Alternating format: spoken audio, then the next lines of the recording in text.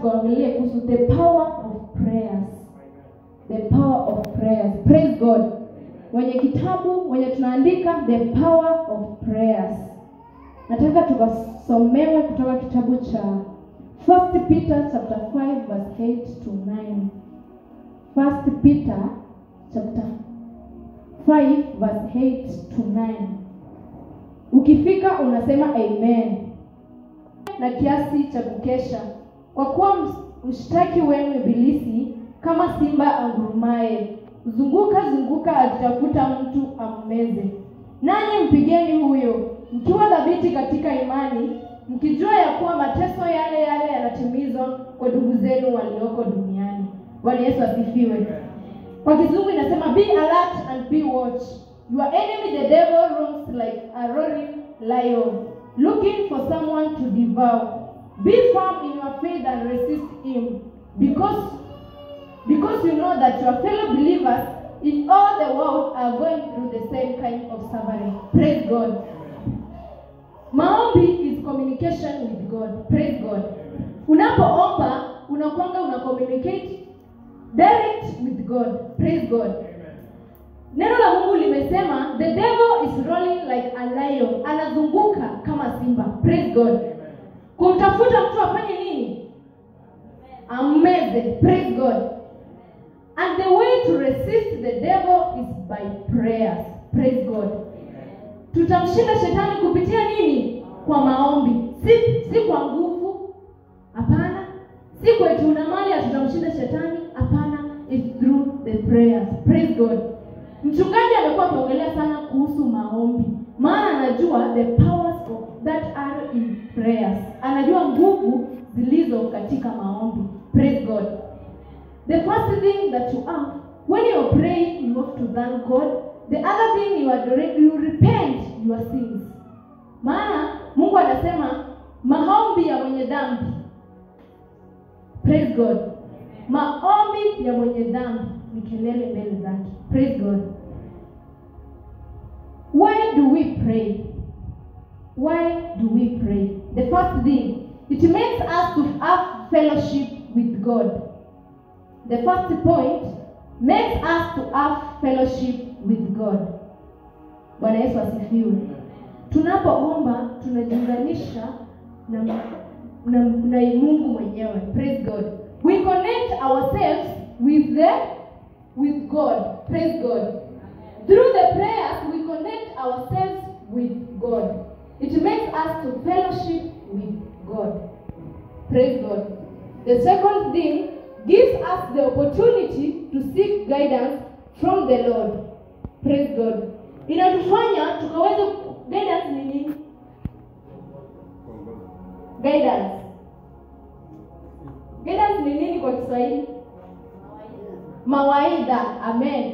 Praise God. Inatufanya tukaweze kupata mawaidha kutoka kwa Mungu. Praise God. Unapofanya jambo kama aliyekoka, lazima ujiulize, hili jambo ambalo ninalifanya linamfurahisha mbele za Mungu? Praise God. Linafurahisha? Hili jambo ambalo ninatendea mwenzangu linafurahisha Mungu kweli? Praise God. Hata wakati mwingine watu ambao tumeokoka unakuanga umeongozwa na Roho wa Bwana. Praise God. Sasa hiyo ukitaka kufanya jambo kama ilikuwa jambo mbaya, unasikianga Roho wa Mungu anaongea na anaongeanga only once. Praise God. Anakuambia usifanye nini? Usifanye. Praise God. Amen. Lakini there is that resistance. Hiyo sauti jina kwake inatoka wapi? Yenye inakuinsist. Fanya, kwani ikifanyika kutakuwa nini? Praise God. Kwani ukifanya nini itafanyika? Praise God. But by prayer we seek guidance. Mungu, ili jambo ambalo linalifanya kweli unastahili. Kama Roho wa Mungu anakuambia pana, basi fanya nini? Usifanye. Praise God. Usifanye nini? Na kama hauko muombaji, kama unaombaga hapa Sunday to Sunday, praise God.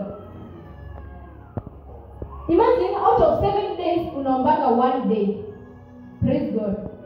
Na tunasema tumeokoka mbinguni tunaenda. Praise God. Na out of 7 days ni only 1. Praise God. Out of 7 ni only 1 day. Na ni Sunday, na ni only for few hours. Unakuja hapo kesho you are very different person. Praise God. Wewe na mwenye alikuwa kanisa very different. Kwa nini? Katikati ya wiki kuna mambo mingi sana zinaendeleanga, si ndio? Siku ya Sunday unakujanga kanisa, lakini from Monday kesho ni kazi, wengine wanaenda shule, wengine wanaenda sijui wapi. Very busy. Wanasema niko busy, nimeamka late, siwezi omba. Acha tu nioge, Mungu atajulianga mbele, ataniongoza. Praise God. Lakini Mungu anasema we have to seek guidance before you wake up. Kitu ya kwanza ukiamka ukienda kazi, you have to pray God akuongoze. Praise God. Sisi unatumianga magari hapa, si ndio? Unaweza toka hivi, unapatanga ajali ngapi hapa hivi barabarani zimefanyika? Mingi, si ndio? Na umelipa Mungu kitu. Hata hujaomba asubuhi ukiamka umesema nimeamka late. Nimeamka 7:30 na by 8 nafaa kuwa kazi. Kwa hivyo hata maombi hakuna. Praise God. But this God is very merciful and very gracious to you. Praise God. Upendo wake, wengi wako hospitalini, wengi suffering from different diseases. Wangapi hapa from January up to now wajongojeka hata homa? Sini wengi ambao tujongojeka. Mimi personally tangu January na hakuna kitu nimelipa Mungu. Praise God. Wengine unagonjeka, mtu anaenda kulazwa na sikia wako Kenyatta. But mimi hakuna kitu nimelipa Mungu. Praise God. Hata hiyo kuamka unamwambia thank you God for this day. Guide me. The steps mahali kote ninakanyaga, hata kukao na wema wako ukanijaza. Hivyo na umemaliza wewe yonga, enda. Praise God. It seeks guidance. Muombe Mungu akuongoze. The next point,